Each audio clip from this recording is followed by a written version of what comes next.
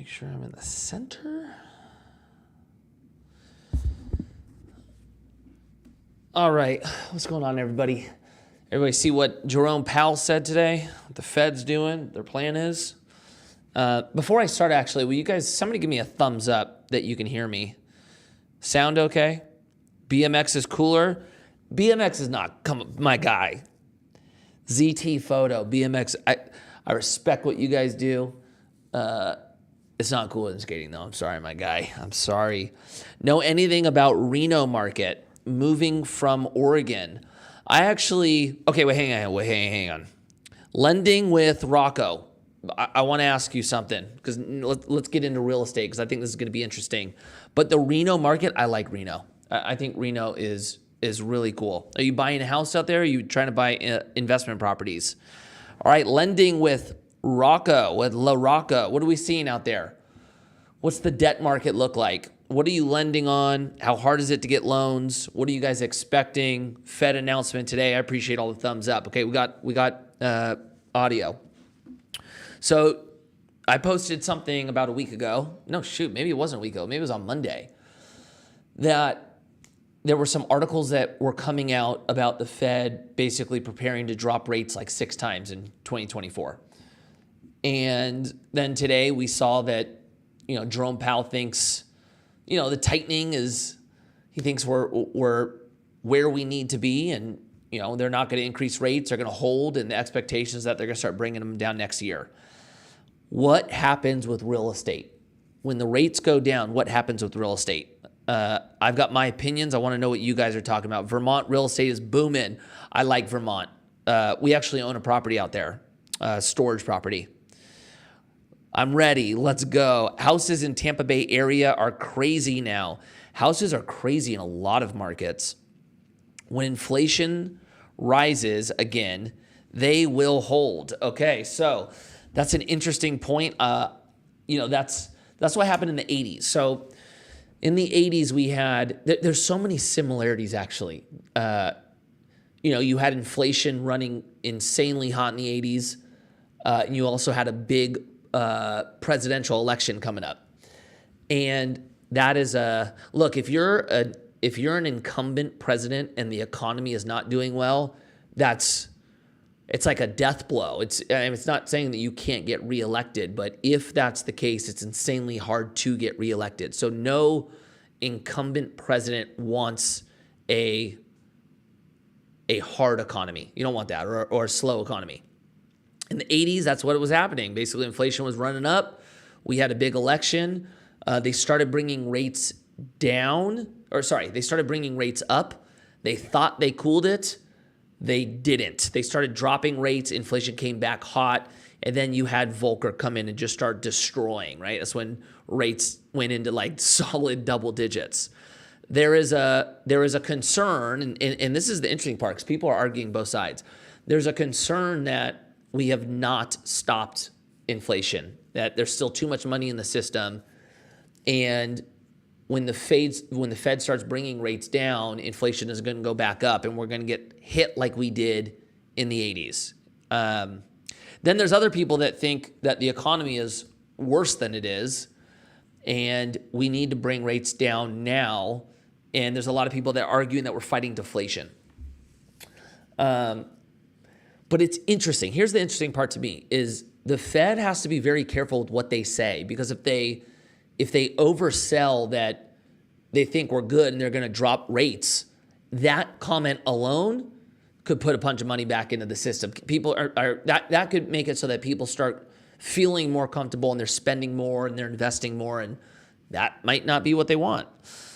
So it's crazy. Now I'll tell you my opinion, and I'll get into some of the questions. For residential, for the markets, like for anybody who wants to buy a house, and this is going to be different than commercial real estate because the two don't operate the same. For residential, if you're looking to buy a house, in some markets, when those rates come down, prices I think are going to go up. In all the undersupplied markets. Like I live in Ventura County, there's basically nothing to buy. There's still a ton of offers on everything that hits the market, and it's remained that way throughout the last few years when rates started going down and then started driving up. And you didn't see prices move really at all. So yeah, when rates go down, I think it becomes more competitive. I think prices start coming back up. I don't think it's going to be at the same scale that we saw like 2021. The speed in which prices went up, I thought was inflation based, but it was emotion based as well. There's other markets though that I don't think the rates coming down are going to move much. I think you're going to see a lot of markets where the demand and supply are where they need to be. I think you'll see the historical appreciation rate, which is like 2%, or that's at least what it's been for the last 30 years. I think that will start to continue. In multifamily, well, it's not just multifamily, it's commercial. Everything is based on cap rates. It's not based on emotion. So, how it works, cap rate, for anybody who doesn't know what cap rate, the easiest way to explain it is the cap rate is the expected return, the expected annual return you can make by buying a property with no debt, so it's all cash, and it doesn't include appreciation. So if you were to buy an apartment at a 6 cap, you can expect to make a 6% return on your money each year, unlevered, without appreciation. So it doesn't include appreciation. So in that, knowing that a property produces a certain amount of yield, interest rates typically move with cap rates, right? If an apartment, is valued or is trading off a 6 cap at a 6 cap, and your interest rates, are at 8%, the yield that the property spits off can't even pay the interest rates, like your negative cash flow. So what you usually see in commercial is when interest rates go up, cap rates go up also. When interest rates go down, cap rates compress. So it's less emotional, more based on the actual financials. What I think is going to happen in commercial, this is my expectation, this has been the hardest year to get debt, raise money that we've had since 2008. I think this is the most similar it's been to 2008. But there's been deals everywhere, right? A lot of people just can't do deals, but there's good deals out there. My expectation is that when interest rates come back down, you're going to see investors and debt just flood the market, because many of the assets inside of commercial, the fundamentals are still very strong. Office is not, we know that. Hospitality, I don't think is that strong. And why I'm actually not very bullish on Airbnb. Retail, believe it or not, is doing very well. I think because they had to work through the lockdown, and I think it was almost like a survival of the fittest, like the very strong ones survived, and now they're just like, the supply demand is good in that asset class. Multifamily looks good, storage looks good. So I think it's going to get much, much more competitive as rates come down, which means it's going to be hard to get good deals. All right, that's my spiel. That's what I think is going to come. So what I want to know from everyone here, are you looking to buy a home? Are you looking to invest in single family? Are you looking to invest in commercial? Is it something that you want to do in the future? Let me know where everybody's at. Let's all get on the same page. Let's see. No inventory in Ventura County right now. It's crazy. Mike Lover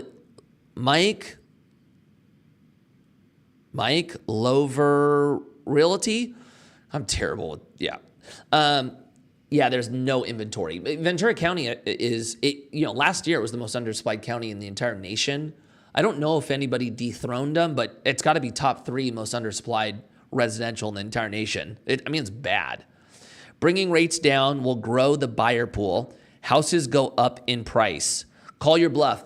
You know what? I agree. The only thing that I don't know, and I'm not like putting much weight on this, but there's a lot of people that want to sell that can't because they're locked in on their 3% debt. If rates get that low, do you think you can make the argument that more product will hit the market and soften it a little bit? Now, I guess you can make the argument that when they're hitting the market, they got to buy as well. So maybe there's no net gain or loss. The other thing, this is the big one. Like I was talking to somebody yesterday about residential, and you're seeing a lot of states build multifamily. You're not seeing a lot of states, I guess California, build homes. There's definitely an expectation that when the baby boomers pass down or sell all their homes, you're going to see the single family asset class. You're going to see a ton hit the market, which is going to soften prices. I think that makes sense. We'll see what happens. All right, let's see where everybody's at. Let's try to get on the same page. Let's start at the top. What do you think about Phoenix market? I like the Phoenix market. What about multifamily in Boston? I don't know Boston well. That's a market that we don't participate in.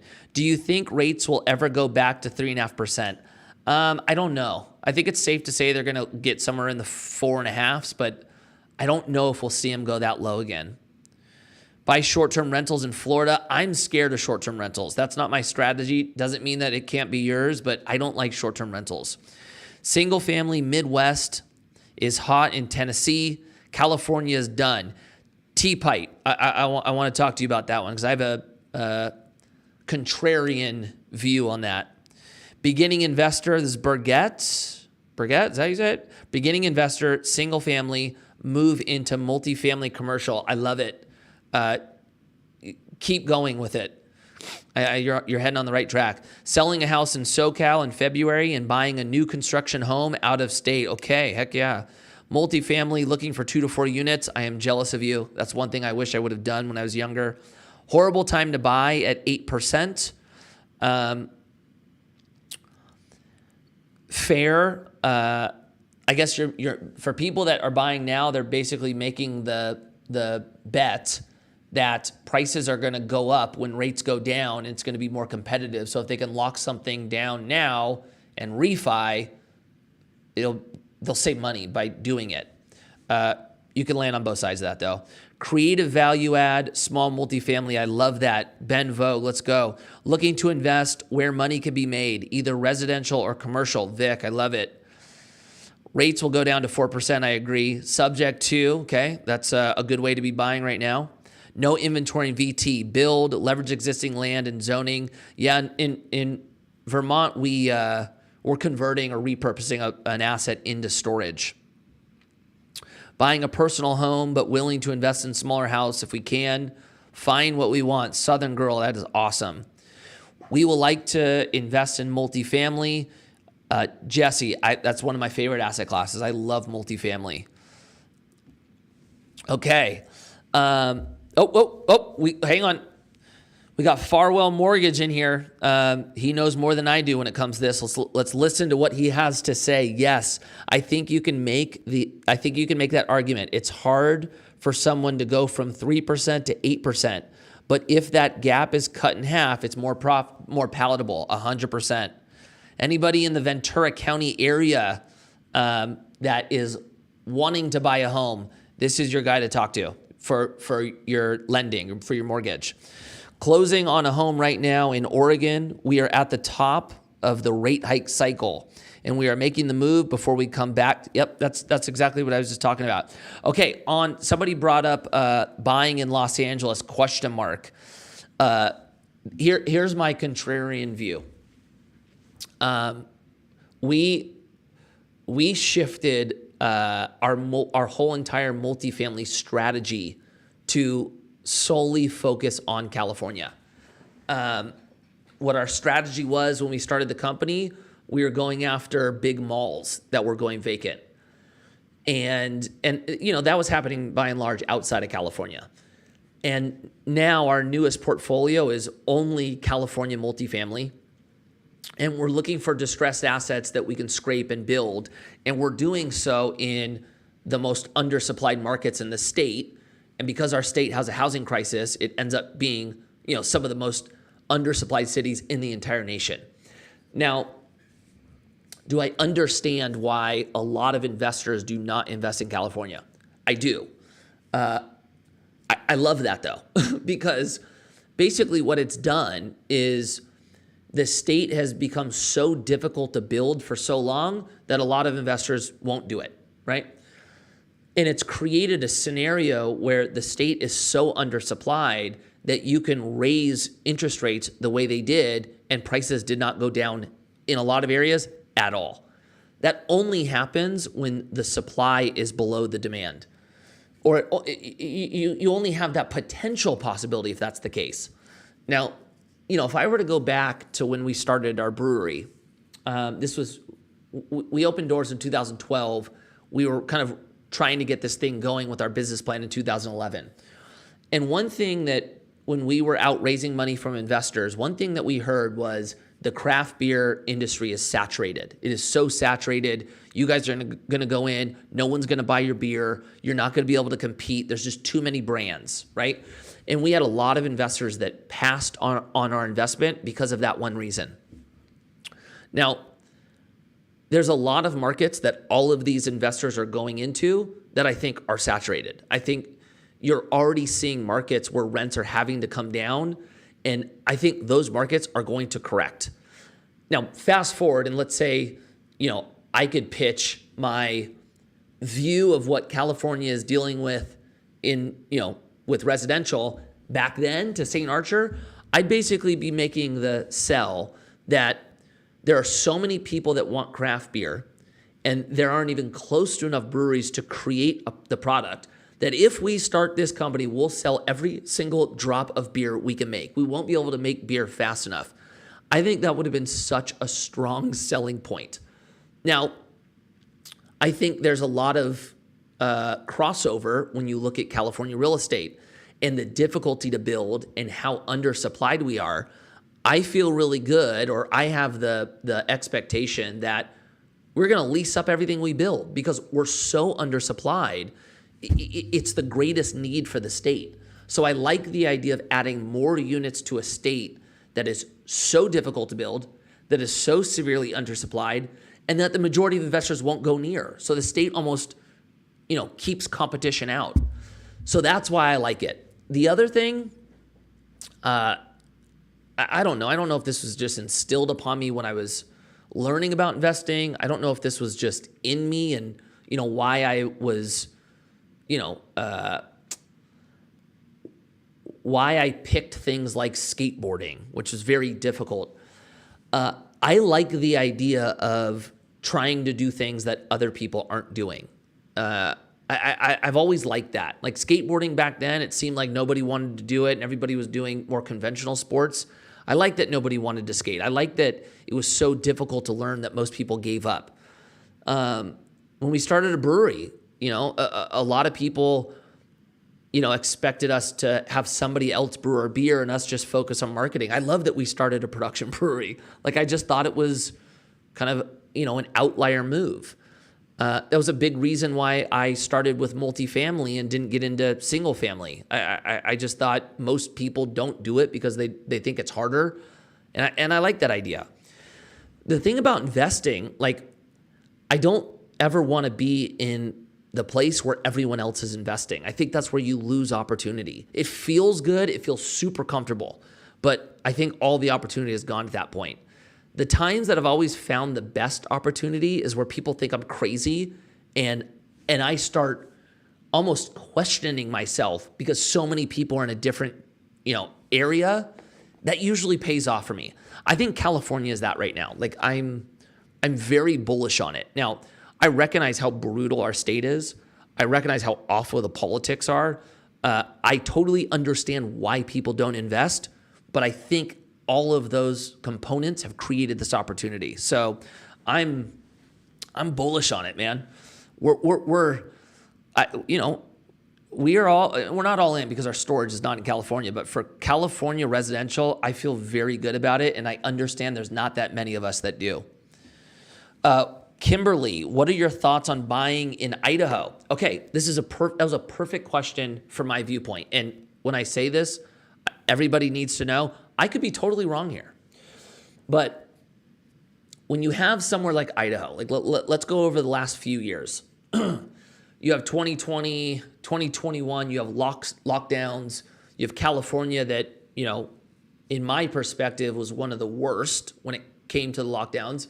And you had a lot of people leave. They wanted to find another place to live. A lot of people in California went to Idaho.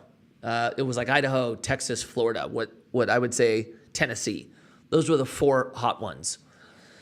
Idaho had so many people going there, and they didn't have enough homes to support it, that you saw Idaho real estate prices go up, right? Because they were now undersupplied. Now, the difference between Idaho and California is it's very easy to build in Idaho. So you have all these people come in, you don't have enough homes. Now all of a sudden everybody's a builder. They see the opportunity, they start building. And what happens in markets where it's easy to build, and this is the normal cycle and it's actually healthy, is they build too much. That's what developers do. They overbuild. When they overbuild, they can no longer lease up their apartments, or homes are starting to become vacant. Let's just use the apartment for this scenario. They have to start bringing rents down. They have to start offering concessions to get people in. When that happens, that's when markets crash. And when they crash, the rents that you can get, which then result in the value of, let's say, the apartment, no longer makes sense to build. The return no longer justifies the cost. And so building halts. And then your real estate sits. And then what happens is more people come in, and then your supply goes down. You see the market start back over. That's a normal cycle. That is what I'm expecting in Idaho. I personally think Idaho real estate's going to crash. I could be wrong. That's my expectation. That's also part of the reason why I like California, because it's so difficult that you don't see. Now, this is from an investor standpoint. You don't see the market correct like you should because they're undersupplied. That's from the investor standpoint. Now, for people wanting to buy homes in California, the price to the barrier to entry, all of that is not good. It's too expensive. The market doesn't work in a healthy cycle, which I think markets need. But what this market has done, at least for the investor, it's driven prices up. Idaho Realtor here, totally get what you're saying, but I don't think the growth is going to slow here where it will crash. Yeah, you know what, Chelsea, I could be wrong. Of course, I totally could. It just all depends on how quick you can build. But the thing is, it hasn't been that long, right? Like, people started moving in, is it fair to say 2021? So you've had 2022 of building. You've had 2023 where all building basically came to a halt. So at least you have that gap, which would keep prices up longer. 2024, 2025, I think that's where we'll start to see. And then we'll see what happens. Many Californians missed the entry. Even my fellow nurses can't buy houses right now in California. I know. I'm with you on that one. I think it's brutal. Yeah. That I would say is the bad. That is the negative part of bad policy, in my perspective, or having a state that is so difficult to build and takes so long. It drives prices up.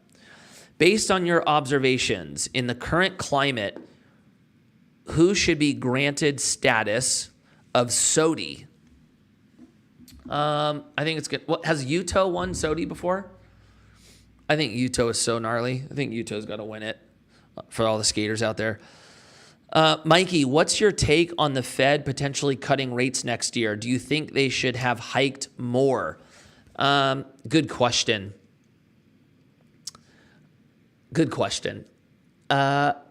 I actually think, I do think that we're at the top. Okay. Basing on the data. Now, this is the hard part, is like, you're looking at the data of, unemployment and spending, and then I'm looking at like how people are feeling.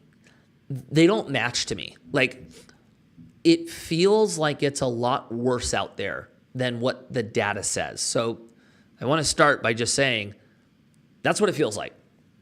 If you're looking at the data, though, I think them holding rates where they are and then starting to bring rates down at the middle of next year slowly, I think is the right call. I think that's what they should be doing. I think it should be slow, though. I don't think they should just start driving these things down at the rate they brought them up. I don't think rates are going to go back down in at least if you're looking at mortgages. I don't think they're going to go back down to 3% anytime soon, if ever. I think rates will eventually land where they did, 2019. We'll see, though. We'll see. I don't know. It's a tough one. 100%. I did bet Nyjah in Tim Broch Memorial Competition, number 4. Has Nyjah ever won SOTY? Nyjah will. I don't think Nyjah's ever won, and I don't think they will let him win. But I think Nyjah should have been SOTY a couple times now. Man, here in Utah, it's growing like crazy. There are 4x the amount of houses and people, I'd say, than 10 years ago. Houses, apartments, you name it, they built it. Utah is overbuilding, I think. Skater, gems. So that is usually what happens. Like that is the normal cycle of real estate is people come in, they build, it feels like it's going way too quick, and then they can't lease up, and then prices come down, and then there's no building. That is normally what happens. It'll correct, and it's good for it to correct. I think that's the thing that we forget is corrections in the market are healthy. There should have been a correction in the housing market when rates went up. There should have been a big correction. There wasn't in a lot of markets. California, there wasn't. I don't think that's healthy. Sam Wall, WLA. Will Thousand Oaks and Westlake Village continue to be awesome and have great views, or will it get overcrowded and overbuilt like LA? I fled LA to come here, so hoping it's kept awesome. Okay, so for anyone who's not from the Ventura County area, Thousand Oaks, Westlake, Newbury Park, I live in Newbury Park. Where I am right now, my office is Westlake. It's a suburb north of Los Angeles. We're about, 30 miles north? Okay, so it's funny because we just went over our general plan. You guys are going to get a little bit of insight on the city council stuff now. So when Thousand Oaks was incorporated, our area, the city council basically put a general plan together, and they built it to be able to hold about 180,000 residents was what they wanted to build Thousand Oaks into. Thousand Oaks peaked. The most residents we've ever had is 137,000. That was in, I think, 2010 was our peak. Right now, we have about 127,000. So we've declined over the last 13 years. Now, the new general plan is for the next 20, 25 years, and the plan is to basically build it to have about 145,000. So we're still significantly less than what, the original OGs expected it to be. But to give you kind of more context, there's only 2% left to build in the city. And so in my perspective, I don't think it has the possibility of ever becoming the Valley. There's just not enough left to build considering how much open space we have. Now, there is building that's going to be happening over the next 20 years, but I don't think we even come close to it even starting to look like the Valley is what I would say. And just so you know, if this became the Valley, I wouldn't want to live here either. And I don't ever want to leave. So I share your concern, and I have the incentive, at least personally, that I don't want it to become the Valley either. For anyone who lives in the Valley, this is no shade at all. We just like it a little bit slower. What's good, Mikey? Big love. Andrew, I appreciate you, my man. What books do you recommend to get into commercial real estate before residential real estate? A really good book, I think, is called Set for Life. Scott Trench wrote it, I believe. Is that how you pronounce his name? Set for Life. It's a really good book. Thanks for keeping it real, my man. I appreciate you. That's why I left Los Feliz. 100%. A lot of people did. Hey, what do you think about Ontario, Canada? I love Ontario. I've always enjoyed going out to Canada. Nyjah deserved to win, but Utah will get it this year. Yep, I think so too. Hey, what do you think about the Canadian market, specifically Ontario? I think the Canadian market, the Canadian market, I don't understand. I don't follow it. So I'm probably the wrong person to ask for that one. But I know your real estate is crazy. It's really expensive. All right. Could you please explain why you think the Idaho market is going to rescind? Oh, yeah. Okay. That question was here. I already answered that one. All right. If I can only afford a condo in California, should I buy? Okay. Now, this is my opinion. This might not work for you, but this is my opinion.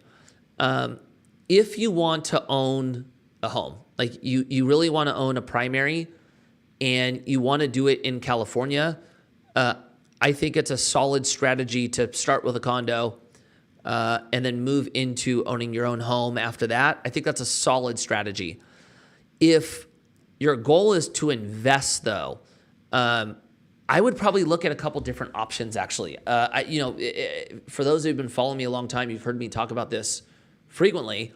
One thing I really wished I would have done is bought a fourplex when I was younger and house hacked it. FHA has a program where you don't have to put that much down. And I would have had other people basically help me cover my rent or even cover a portion of it. I think that is a solid strategy to get started. The other thing, and this is one I really wish was taught to us in school, is you don't have to do this alone. Like you don't have to buy based on your money. You can bring people in to buy, create a partnership, bring investors in, crowdfund this thing. I think that's a solid way to start buying stuff if the barrier to entry is too great. I mean, if you look at my last business, it cost us $2.5 million to start it. And over the 3.5 years of us operating it, I think it cost, or we had to raise somewhere around like $8 million, give or take. We didn't have enough money to do that at all. We went out and raised money. And by doing that, we succeeded. And our investors made like a 12x return when we sold it. Myself, Josh, Paul, the partners, we made a ton of money when we sold it. And everybody benefited. But it was successful. That's the part of it that worked out. When it comes to real estate, this is the same philosophy that I'm following with, let me plug in my computer so I don't go, so it doesn't die on me. With my business, this is the current strategy I'm following right now. I don't have enough money to do all the projects we're doing right now. We're about to have $100 million, I think, under construction at one time. I don't have the firepower to do that alone, but I can bring a bunch of people together so that we all get to do it. Don't sleep on that. That is, in my perspective, the greatest way to build wealth for a lot of people. So if you can't afford it, don't forget to ask yourself, how can I do this? And I think bringing people together is a solid move. All right, let me look back and just see if you had any questions on that one, because I know anytime I talk about raising money or bringing in investors or partners, people have questions. Is P-Rod the GOAT? I think P-Rod's the GOAT. Do you think rates will go down next year or all smoke for political gain? I think rates will go down. My expectation, I think it'll be slow, maybe 25 bips or a quarter of a percentage decrease. Maybe we see it twice next year, possibly 3 times. So you're not talking about a lot, but I do think they'll go down. What are your thoughts on buying land with utilities nearby, bringing electrical, water, and sewage to the property, and then selling it for a ready for build or a builder to buy? Look, a lot of people do that. They'll buy something, get it entitled, get permits ready, and then sell it, kind of paper a deal. That can be a good strategy. I would just say why I like real estate and why I don't do that is I want assets that are going to pay me over and over and over. I don't want to be putting myself out of a job every time I sell something. And so if you're constantly flipping properties, you're constantly having to find new ones to support your income. What I've always liked about real estate is buying these things, holding them, and then having them spit off cash flow for me, spit off depreciation. So I've always found the strategy to be better to hold them than to constantly flip. Bradist, I love you too, big dog. Thank you. Marry the house, not the rate. That's right. Where do you think the best real estate is not in California? Florida or New York? Best bang for your buck. Okay, New York, I think there's a lot of similarities with New York and California real estate. It sounds like that's not what you're looking for. The markets that I like that are not New York or California, I like the Carolinas a lot. I like North Carolina. I like South Carolina. I like Arkansas, actually. Parts of Arkansas I like.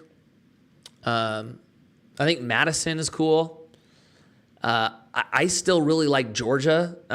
I was looking in Atlanta, or kind of on the outskirts of Atlanta a long time ago. I think there's a lot of good markets out there. I still think there's room in Arizona. I still think there's room in Texas. So I don't know. You just want to make sure, like, the key to real estate really is a few factors that isn't necessarily the price you get in at, right? You want to make sure that there's population growth. I think going into an area that's growing is a good sign.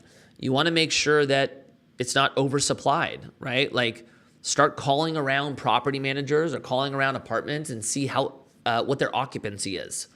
You want to look at, if an area has, experienced rent growth.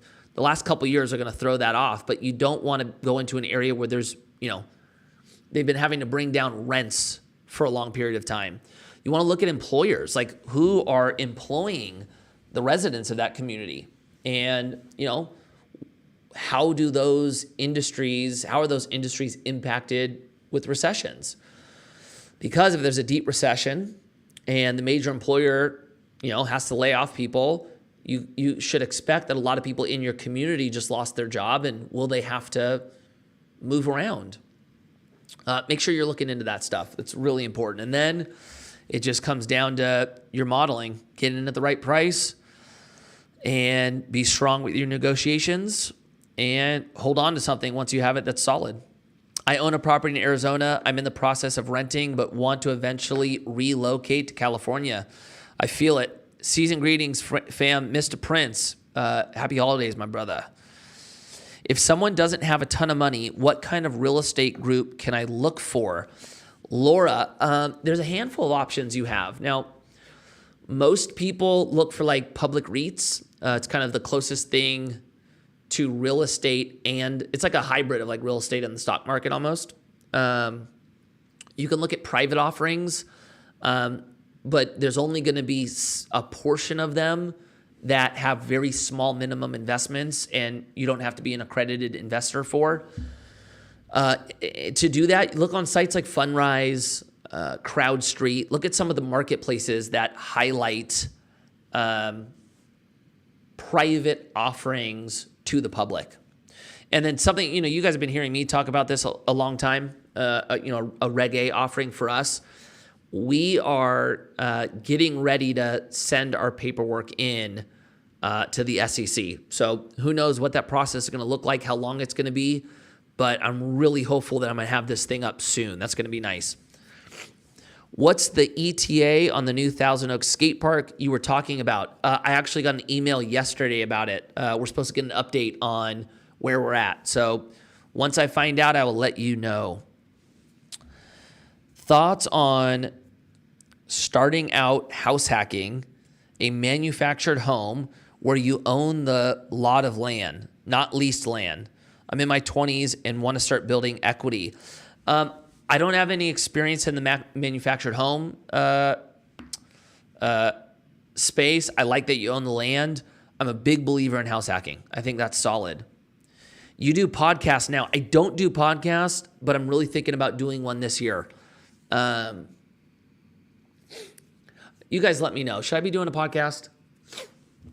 You guys want to go through a little brainstorm with me? I just had an hour-long conversation at the beginning of the day with my COO about a podcast. He really wants to do one. Should we be doing a podcast? What do you guys think? Roberto, yeah, we do ground up development. So we find something that we can scrape and then we build multifamily. I think you should make a podcast, talk about all the throwback clips. Yes, podcasts and more of these lives. Too legit to quit. I appreciate you. So kind of what I'm thinking about for the podcast, what we've been talking about, I think I want it to be a little bit more than just real estate or investing. But I think it's important to talk about. So maybe it's like, I think it'd be interesting to talk about culture. What are we talking about in culture, money, business, investing, family? What are all the topics? A podcast is the way. Damn, you guys are going to throw me into this. I'm going to start it. I would listen to your podcast for sure and promote it too. Dang. Are you guys selling? Is this it? I wish I spoke to you guys earlier before talking to my partner. What do you think about? Yep. All right. Yep. Speak to your niche. All right. I think this is it. Podcast. Dang it. All right. I think I got to do it. I have another question for you. You guys want to keep helping me out? Entrepreneurship. Okay. I don't know why I don't like this. Maybe it's just what I'm seeing, but when you have guests on, a lot of the podcasts just basically tell the story of the guest. I don't know if I've just seen that happen over and over, but I kind of want it to be a little bit more raw. And you're getting rough views with me. I haven't really thought this one through, but what do you guys want to see? You want it to be a little bit more raw? You want it to be more real life? Or do you want it to be interview style? I guess maybe the better way to say it is you have Lewis Howes, if you don't know who that is. Lewis Howes, I would say, does more interview style. Maybe Joe Rogan does more raw style. I would say even like Nelk Boys or people like that. What do you guys like better? You guys like it more raw, just like, let's get into it? Or do you like it when you're interviewing somebody and somebody's telling the story? More raw for sure. Uncut versions. More real life. That's how, carving a space. Integrate skateboarding into it. I totally will. Don't love interview style. Want to deep dive into your... I appreciate... Okay, look, we're on the same page. Raw, real life. I want to pitch you my idea. Jerry, I would love to hear it. I think people like to feel like a fly on the wall. I think you guys are right. Raw and educational. I think, Laura, this is what I'm feeling. You guys are saying what I'm feeling, which is amazing. Raw all the way. I love that. Just sit down, and this is what it is. This is what we would talk to if I was just with you. Like, you guys, like if it's a skateboard, for all the skaters in here, it's just me and P-Rod talking for an hour like we would be talking with no one in the room. For the investing side, me and Grant Cardone talking for an hour, just how we would talk. I think that would be better, right? Agree with Laura. Me too. Laura, you're the real MVP tonight. You provided me with a ton of wisdom. Thank you. I appreciate that. Raw dog. Okay. Talk to me like family. It's done. All right, I've got to make a call to the media team. I've got to start wrapping my head around this one. Okay, podcast. I really hope you guys are here with me. Yeah, I hope you guys are here for the first one. All right, it's 5:00. Wednesday night I lead a marriage group that starts at 7. So I've got to check out. I've got to go head over, eat dinner, see the kids, and then go over there. So, all right, guys, I think we figured this out. Podcast coming 2024. I'll keep you guys all in the loop. Natasha, it's coming. Have a phenomenal rest of the night. I love you guys. I appreciate you.